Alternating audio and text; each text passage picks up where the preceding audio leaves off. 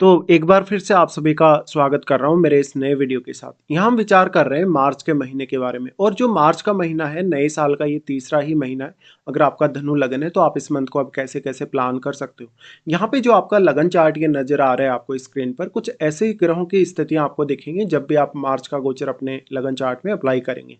यहाँ पे हम देखने वाले हैं कि ये जो गोचरीय स्थितियों का प्रभाव है वो आपके लिए कैसा रहेगा, और आप अपनी जो ओवरऑल लाइफ है उसको कैसे इस मंथ के लिए प्लान कर सकते हो। अब हम देख लेते हैं सबसे पहले गोचरीय स्थितियां किस प्रकार से इस मंथ में रहने वाली, कौन सा ग्रह कहाँ गोचर कर रहा है और कब वक्री हो रहा है। सबसे पहले अगर इस मंथ में देखा जाए तो सूर्य की चर्चा करते हैं गोचरीय स्थितियों के हिसाब से। 15 मार्च तक सूर्य की स्थिति कुंभ राशि में रहेगी और इसके बाद ये मीन राशि में भी प्रवेश करेंगे। बुध अभी मीन राशि में है और वो 20 मार्च तक वक्री स्थिति में रहेंगे। शुक्र का गोचर देखा जाए तो 2 मार्च से ये मीन राशि में प्रवेश करेंगे और 26 मार्च को फिर से अपना राशि परिवर्तन करके मेष राशि में चले जाएंगे। मंगल का गोचर होगा कुंभ राशि में। बृहस्पति मिथुन राशि में गोचर में फिलहाल हैं और 11 मार्च से ये मार्गी भी होने वाले हैं। शनि का गोचर मीन राशि में रहेगा। चंद्रमा को देखा जाए तो चंद्रमा 1 मार्च को आपको कर्क राशि में देखने को मिलेंगे। राहु का गोचर फिलहाल कुंभ राशि में रहेगा और केतु का सिंह राशि में। इन दोनों के ही गोचर में फिलहाल कोई भी बदलाव नहीं है। तो अब हम देखेंगे गोचर के हिसाब से आपके लिए जो रिजल्ट है किस प्रकार से रहने वाले हैं। यहाँ सबसे पहले लग्नेश से स्टार्टिंग करेंगे। लग्नेश आपके गुरु हैं और गुरु ही आपके फोर्थ लॉर्ड भी हैं। देखिए, सप्तम भाव में इस समय गुरु है वक्री स्थिति में, और 11 तारीख से ये मार्गी भी होने वाले हैं। तो आपका अगर हेल्थ खराब है इस समय में, आपके पास पैसा वगैरह नहीं है, आपके पास अगर बिजनेस ठीक से नहीं चल रहा, बिजनेस में पार्टनरशिप अच्छी नहीं आपको मिल रही, या तो फिर आपका मैरिज नहीं हो रहा, मैरिज को लेके आप बहुत ज़्यादा परेशान हैं, या मैरिज में कोई भी आपका ऐसा काम अटका है कि जैसे आपका सेपरेशन है, अगर डिवोर्स केस आपका चल रहा है तो वो आपका सोल्व नहीं हो रहा, ऐसे मामलों में आपको काफ़ी ज़्यादा राहत मिलेगी। गुरु जैसे ही मार्गी होंगे, मार्गी होने के बाद जो जो भी आपने प्लानिंग की है 11 तारीख से पहले पहले तक, उस प्लानिंग पर अब काम करने का समय रहेगा आपके लिए। क्योंकि अब गुरु 7वें घर में मार्गी हो रहे हैं, तो मार्गी होने से आपके ओवरऑल जो घरेलू लाइफ है उसमें भी काफ़ी सारे बदलाव आ सकेंगे, और ये कैरियर रिलेटेड मामलों के लिए भी काफ़ी अच्छा होगा। इसके साथ साथ जो लोग ऑलरेडी मैरिड हैं और जिनकी मैरिड लाइफ काफ़ी अच्छी चल रही है, उनका जीवन साथी की जो लाइफ है उसमें ग्रोथ होने की संभावना काफ़ी ज़्यादा होगी, और आपको जीवन साथी से जो सपोर्ट है वो मिलने की संभावना भी काफ़ी ज़्यादा होगी। लेकिन अगर मान लो आपके लगन में जैसे कोई भी ग्रह बैठा है तो आपको उस ग्रह पर भी विचार करना रहेगा, और साथ में आपके सप्तम भाव में भी अगर कोई भी ग्रह बैठा है उस पर भी आपको विचार करना रहेगा। यहाँ जो गुरु मार्गी हो रहे हैं, तो थोड़ा सा जीवन साथी आपके ऊपर अब ज्यादा हावी हो सकता है। सप्तम का गुरु मार्गी होने से आपको ज्यादातर सामाजिक प्रतिष्ठा या नेम फेम अच्छा देखने को मिलेगा। अब जो भी लोग प्रोफेशनल लाइन में हैं, एस्ट्रोलॉजी के लाइन में हैं, अकल्ट के लाइन में हैं, रिसर्च वगैरह या हायर स्टडीज की लाइन में हैं, उनको भी इस गोचर में काफी ज्यादा फायदा देखने को मिलेगा। यानी सभी लोगों के कार्य तेजी से बनने लगेंगे। इसके साथ साथ आपका कोई नया रिलेशनशिप, या तो आपका मैरिज या आपके एंगेजमेंट होने की पॉसिबिलिटी काफ़ी स्ट्रांग होगी। इसके बाद यहाँ अगर देखें तो गुरु का जो दृष्टि है वो आपके 11th हाउस पे आ जाता है, जहाँ गुरु आपके लिए कुछ नया इनकम सोर्स खोजने और लोगों के साथ अच्छे से डील करने के लिए अच्छी स्थिति बना रहे हैं। साथ में आप दूसरों के लिए बहुत ज़्यादा सपोर्टिव भी होंगे। ये सपोर्ट आप अपने धन के माध्यम से भी कर सकते हैं, और अपने ज्ञान या अपनी बुद्धिमत्ता या अपने विवेक के माध्यम से भी। तो अब जो 11वें घर में बैठा प्लेनेट है आपके चार्ट में, वो भी यहाँ गुरु की दृष्टि से प्रभावित होगा। तो अब वो कौन सा ग्रह है, किस प्रकार का ग्रह है वो, और कारकत्व उसका किस प्रकार का है, उसकी एनर्जी किस प्रकार की है, ये आपको देख लेना चाहिए। गुरु का दृष्टि आपके लगन पे होगा। गुरु का लगन पर दृष्टि आपके लिए बहुत ज्यादा सामाजिक रूप से प्रतिष्ठा और मान सम्मान लाएगा, और क्योंकि 11वें घर को भी गुरु कनेक्ट कर रहे हैं तो ये आर्थिक मामलों के लिए, बिजनेस के लिए या लाइफ की ओवरऑल जो ग्रोथ है उसके लिए काफी अच्छा है। गुरु का दृष्टि फिर आ जाता है आपके थर्ड हाउस पे। थर्ड हाउस पे गुरु दृष्टि डाल रहे हैं तो मार्गी होने के बाद गुरु आपको और ज्यादा हेल्प करेंगे हार्डवर्क करने के लिए। वैसे आपका जो थर्ड हाउस है इस मंथ में बहुत ज्यादा एक्टिव है पहले से ही। इस प्रकार का गुरु अब आपके डिसीजन को सही दिशा में ले जाएगा। आप कोई भी पर्टिकुलर फैसला ले रहे हैं लाइफ में, कोई भी बड़ा फैसला ले रहे हैं, कोई भी प्रकार की लाइफ में आप रिस्क ले रहे हैं, तो आप अच्छा कर पाएंगे। उसके बाद देखते हैं शनि को। शनि आपके चार्ट में दूसरे और तीसरे घर के स्वामी होकर फोर्थ हाउस में इस समय ट्रांजिट में है, जहां पर बुध और शुक्र भी इनका साथ दे रहे हैं गोचर में। हालांकि बुध अभी नीच की स्थिति में भी रहेंगे और वक्री भी रहेंगे, जबकि शुक्र लगभग कुछ ही समय के लिए आपके फोर्थ हाउस में रहेंगे, लेकिन शनि काफी लंबे समय तक अभी भी आपके फोर्थ हाउस में बने रहेंगे।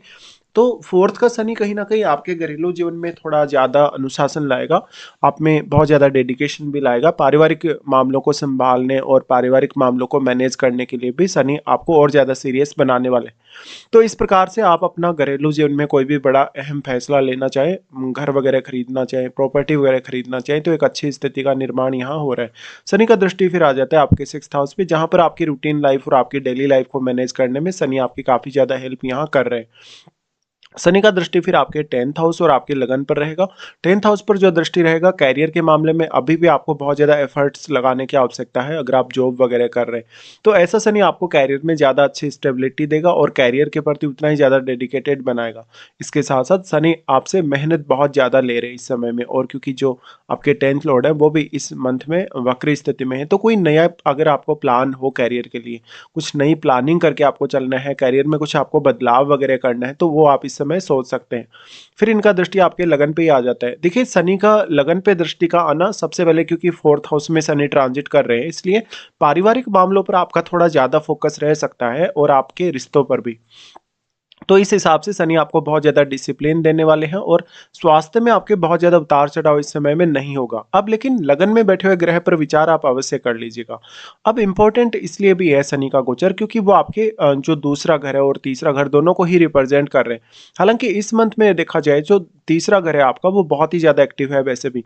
लेकिन बात अगर 2nd हाउस की करें, तो 2nd हाउस में जो ग्रह आपके जन्म के समय का बैठा है आपके चार्ट में, उस पर आपको अलग से विचार करना रहेगा। उसके बाद हम देखते हैं मंगल को। मंगल आपके पंचम घर के स्वामी और 12वें घर के स्वामी हैं। फिलहाल मंगल गोचर कर रहे हैं तीसरे घर में, जहाँ पर वो राहु के साथ मिलके यहाँ अंगारक दोष का निर्माण कर रहे हैं, और सूर्य और मंगल इस मंथ में साथ ही हैं 3rd हाउस में। तो ये आपके लिए कहीं न कहीं बहुत हाई एक्सपेक्टेशन लाएगा। आपको एफर्ट करना काफ़ी आसान ज़रूर रहेगा, लेकिन रिश्तों के लिए थोड़ा-सा अच्छा साबित नहीं होता है कभी-कभी। तो इस प्रकार से ये मंथ में आप अपना एफर्ट बहुत अच्छे से किसी भी काम में लगा पाएँगे। आप कितना भी बड़ा लाइफ में रिस्क ले पाएँगे। साथ में अपना जो खुद का टैलेंट है, अपना खुद का जो क्रिएटिव स्किल है, उस पे ज़्यादा से ज़्यादा ध्यान दीजिएगा। इस प्रकार से आपके विदेश यात्रा होना या तो विदेश में सेटलमेंट होने की भी संभावना काफ़ी प्रबल होगी। इसके साथ-साथ अगर देखा जाए, मंगल का यहाँ से जो दृष्टि रहेगा 6th हाउस पे रहेगा। अब ये जो दृष्टि है करियर के लिए सबसे ज़्यादा इम्पोर्टेंट हो जाता है जब भी मंगल इस प्रकार से दृष्टि डाल रहे हैं। तो मंगल की दृष्टि होने से जितने भी प्रकार के व्यवधान, जितने प्रकार की परेशानियाँ या समस्याएँ आपकी रूटीन लाइफ या डेली लाइफ में हैं, उनसे पार पाने की क्षमता आपको यहाँ मंगल दे रहे हैं, और मंगल वैसे भी सूर्य और राहु जैसे ग्रहों के साथ हैं यहाँ पे। तो आपका अगर कोई कर्ज वगैरह जैसी स्थिति चल रही है, किसी के साथ कोई विवाद चल रहा है, झगड़ा वगैरह चल रहा है, तो आप उन स्थितियों से भी काफ़ी ईज़िली निपट पाएँगे। फिर इनका दृष्टि आ जाता है आपके यहाँ 9वें भाव पे। देखिए, नवम पे जो मंगल का दृष्टि है, ये क्योंकि केतु से इनका संबंध बन गया, तो आपको अध्यात्म में काफ़ी ज़्यादा उन्नति देखने को मिलेगी। धार्मिक और आध्यात्मिक तौर पे आप ज़्यादा सक्रिय नज़र आएँगे। आप अपने उच्च अध्ययन के लिए भी काफ़ी ज़्यादा सक्रिय नज़र आएँगे। केतु के यहाँ होने और मंगल की दृष्टि इन पर पड़ने से आपके लिए कुछ न कुछ नया एक्सप्लोर करना आसान होगा। साथ में विदेश यात्रा करना या तो विदेश सेटलमेंट के लिए अगर आपकी प्लानिंग है, तो अच्छा रहेगा। फिर मंगल का दृष्टि यहाँ से आपके 10th हाउस पे होगा। ये जो 10th हाउस पे दृष्टि है, ये सबसे ज़्यादा अब आपको हेल्प करेगा आपके करियर रिलेटेड मामलों में। तो अब इस मंथ में ज़्यादातर फोकस आपका रहना चाहिए अपने रिश्तों पर और अपने करियर पर भी। उसके बाद शुक्र को देखते हैं। शुक्र आपके चार्ट में 6ठे घर के स्वामी और आपके चार्ट में देखा जाए तो वो 11वें घर के लॉर्ड है, और शुक्र उच्च की स्थिति में 4th हाउस में रहेंगे। तो इस मंथ में मान लो, अगर आपका घरेलू जो जीवन है, यानी परिवार के सदस्य और पारिवारिक जो माहौल है आपका, उसको लेके आप थोड़े ज़्यादा सीरियस होंगे, और परिवार के लिए कुछ बड़े खर्चे भी इस मंथ में सामने आ सकते हैं। यहाँ पे आप अपने लिए कोई लग्ज़री वस्तु वग़ैरह अगर खरीदना चाहें, घर के परिवार के लिए कुछ ऐसा अगर आप खरीदना चाहें, तो वो आप कर सकते हैं। शुक्र का यहाँ से दृष्टि रहेगा 10th हाउस पर, जहाँ पर शुक्र से रिलेटेड अगर आपका कोई भी प्रोफ़ेशन है, तो शुक्र का आपको बेहद सपोर्ट मिल रहा है, और आपके नेटवर्क विस्तार के लिए भी शुक्र का आपको बेहतरीन सपोर्ट रहेगा। लेकिन क्योंकि 4th हाउस में शुक्र आ गए, तो ये घरेलू सुख में वृद्धि ज़रूर करेगा, और क्योंकि उच्च की स्थिति में है, फिर शुक्र आ रहे हैं पंचम में। तो जो शुक्र का ट्रांजिट है पंचम भाव में, ये 26 मार्च से स्टार्ट होगा। हालाँकि कुछ ही समय के लिए यहाँ इस मंथ में शुक्र पंचम में रहेंगे।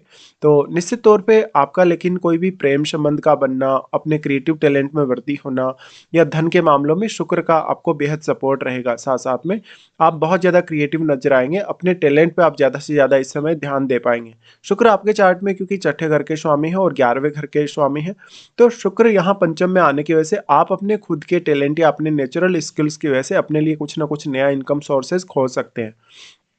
उसके बाद देखते हैं बुध को। बुध आपके 7वें घर के स्वामी और आपकी चार्ट में वो 10वें घर के स्वामी हैं। बुध आपके 4th हाउस में इस समय वक्री स्थिति में है, 20 तारीख तक अभी ये वक्री रहेंगे। तो बुध का आपको इतना ज़्यादा यहाँ सपोर्ट नहीं मिलने वाला फिलहाल के लिए। 20 तारीख के बाद ज़रूर आपके कैरियर रिलेटेड कुछ आप अच्छे फैसले ले सकते हो। साथ-साथ में जो आपकी मैरिड लाइफ है उसमें भी काफ़ी ज़्यादा प्रगति होगी। तो अगर आपका एंगेजमेंट हो रखा है अभी लेकिन आपका मैरिज नहीं हुआ तो आपका मैरिज का कुछ ना कुछ अभी बनेगा। और इसके साथ-साथ आपका जो मैरिड लाइफ अगर चल रहा है ऑलरेडी, अगर पार्टनर के साथ कुछ इश्यूज वगैरह चल रहे हैं, सेपरेशन या डिवोर्स जैसे स्थिति जिन लोगों की लाइफ में चल रही है, उनका भी अब लाइफ काफ़ी तेज़ी से आगे बढ़ेगा। तो कोई ना कोई आप डिसीजन तक पहुँचेंगे और कोई ना कोई बड़ा फैसला अपनी लाइफ के लिए आप लेंगे। फिर जो यहाँ से अगर देखेंगे तो बुध फिलहाल यहीं ट्रांजिट करने वाले हैं। फिर चंद्रमा के बारे में विचार कर लेते हैं। चंद्रमा आपके यहाँ अष्टम भाव के स्वामी और अष्टम में ही स्टार्टिंग में रहने भी वाले हैं। तो चंद्रमा का जो गोचर होगा ये आर्थिक रूप से कुछ बड़ा लाभ या आर्थिक रूप से कोई चेंज आपको दे सकता है शुरुआती समय में। तो लगभग 1 या 2 तारीख को ऐसी स्थिति बन रही है। उसके बाद चंद्रमा आ रहे हैं आपके नवम भाव में, जहाँ पर वो आपको 2 और 3 तारीख के आसपास देखने को मिलेंगे। ये समय आपके लिए ट्रेवलिंग का रहेगा, आध्यात्मिक रूप से या धार्मिक रूप से कुछ ना कुछ नया डेवलपमेंट आपकी लाइफ में होगा। साथ ही चंद्रमा जब केतु के साथ आते हैं या कंजक्शन में आते हैं केतु के, तो थोड़ा कन्फ्यूजन जरूर क्रिएट होता है। इसलिए फिर आपका जो मानसिक रूप से एफर्ट है वो थोड़ा ज़्यादा बढ़ने वाला है। फिर चंद्रमा का गोचर होगा आपके 10th हाउस में। देखिए यहाँ क्योंकि अष्टमेश होके चंद्रमा आ रहे हैं 10th हाउस में, तो कैरियर रिलेटेड थोड़ी आपकी चिंता होगी इस समय में। कैरियर में कुछ ना कुछ अगर आप चेंज देखना चाहें, कैरियर में कुछ बदलाव आप करना चाहें, तो वो आप इस समय डिसीजन ले सकते हैं। चंद्रमा फिर आपके आ रहे हैं आपके 11वें घर में। तो 11वें घर का चंद्रमा वैसे काफ़ी अच्छा ही रहेगा, आपको आर्थिक रूप से लाभ करवाएगा। आपको क्योंकि वो अष्टमेश है, अष्टमेश होके अगर लाभ स्थान में आ रहे हैं तो सडनली कोई ना कोई धन कहीं से आपको मिल सकता है, जो कि या तो अगर आप मैरिड हैं तो आपको अपने इन लॉज से या तो फिर माता पिता से मिल सकता है। चंद्रमा का यहाँ से फिर दृष्टि भी होगा पंचम भाव पर, तो ये आपकी क्रिएटिव स्किल्स में वृद्धि करेगा, साथ ही आपको फैसले लेने में भी मदद करेगा। उसके बाद देख लेते हैं यहाँ सूर्य को।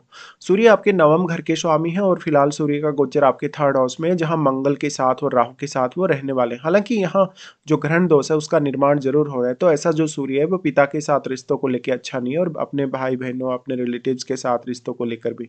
लेकिन इस प्रकार का सूर्य है तो आप कितना भी ज़्यादा अपना एफर्ट कर सकते हैं। आप अपने भाग्य पे डिपेंडेंट नहीं होके अपने खुद के जो आपका डिसीजन है उस पर ज़्यादा डिपेंडेंट रहें या खुद के एफर्ट पे ज़्यादा डिपेंडेंट रहें।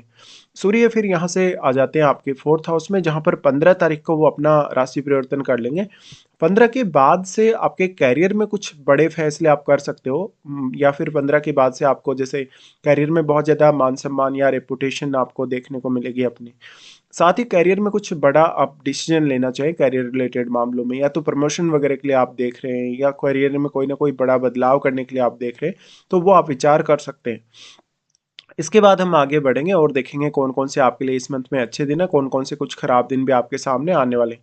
सबसे पहले अच्छे दिनों की बात करेंगे तो आपके लिए 6 से 8 तारीख तक, फिर 11 से 13 तक और 25 और 26 ये दिन बेहद खास रहने वाले हैं। अगर मान लो आपका कोई भी ऐसा कार्य है जिसमें आपको बार बार व्यवधान आ रहा है या कोई भी प्रकार की अगर समस्या आ रही है, तो आप इन दिनों का चुनाव कर सकते हैं उन कार्यों को करने के लिए। उसके बाद देखेंगे कौन कौन से आपके लिए कुछ खराब दिन भी इस मंथ में सामने आने वाले हैं।